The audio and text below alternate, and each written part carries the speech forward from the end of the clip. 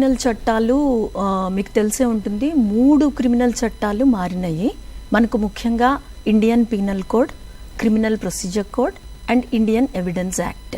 ఈ మూడింటిని కలిపి మనము ఒక క్రిమినల్ డైజెస్ట్ అంటాం, క్రిమినల్ మేజర్ యాక్ట్స్ అంటాం. ఈ 3 చట్టాలని మార్పు చేస్తూ ఈ ఇండియన్ పీనల్ కోడ్నేమో మనము ఇప్పుడు భారతీయ న్యాయ సంహిత అంటున్నాము. అండ్ క్రిమినల్ ప్రొసీజర్ కోడ్నేమో భారతీయ నాగరిక్ సురక్ష సంహిత అంటున్నారు. అండ్ ఈ ఇండియన్ ఎవిడెన్స్ యాక్ట్నేమో భారతీయ సాక్ష్య అధినియం అని పేర్లు మారినాయి. మీరన్నట్టు దీనికి ఆవశ్యకత ఏంటి, ఎందుకు వచ్చింది అంటే, మీకు తెలుసు ఇండియన్ పీనల్ కోడ్ 1860లో ఎనాక్ట్ చేశారు. తర్వాత criminal procedure code of course 1973 and Indian evidence act కూడా ఓల్డ్ యాక్ట్ అండి, 1908లో ఉంది.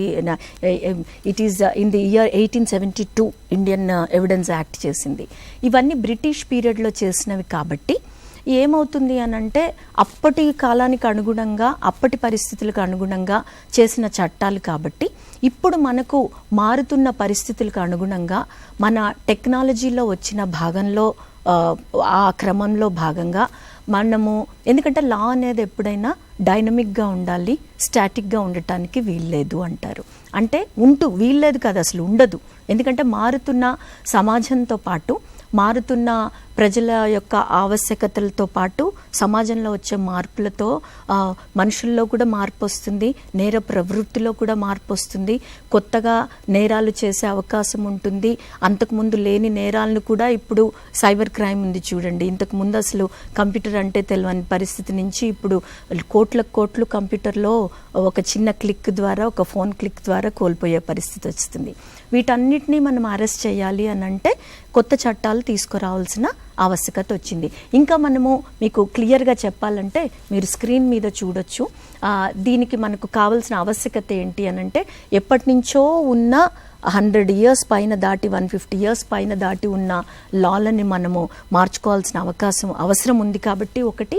అది కాకుండా మనం మన భారతీయ సంప్రదాయం ప్రకారం భారతీయ సమాజానికి అనుగుణంగా మార్చుకునే క్రమంలో వీటిని మార్చుకోవటమే కాకుండా కొత్తగా ఉద్భవించిన క్రైమ్స్ని మనము అరెస్ట్ చేయటానికి కూడా ఇవి చేస్తూ చాలా ప్రొవిజన్స్ని ఇండియన్ పీనల్ కోడ్లో ఉన్న వాటిని తీసేయటం జరిగింది.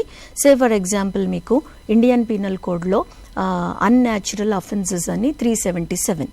అన్యాచురల్ అఫెన్సెస్ అంటే ఏంటి? యూజువల్లీ సెక్షువల్ ఇంటర్కోర్స్ అనేది ఒక మధ్య జరగాలి అనేది నేచర్ చెప్తుంది.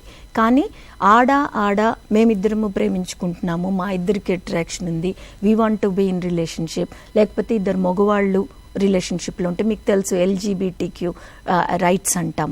వీటన్నిటినీ మనం ఇప్పుడు లీగలైజ్ చేసాం. 377 కింద ఇండియన్ పీనల్ కోడ్లో ఒక అఫెన్స్ లాగా ఉండింది.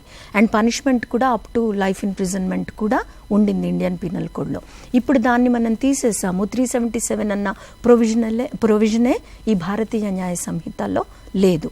ఈ రకంగా ఎందుకు అనంటే, ఇప్పుడు వ్యక్తి స్వేచ్ఛ ఎక్కువైపోయింది.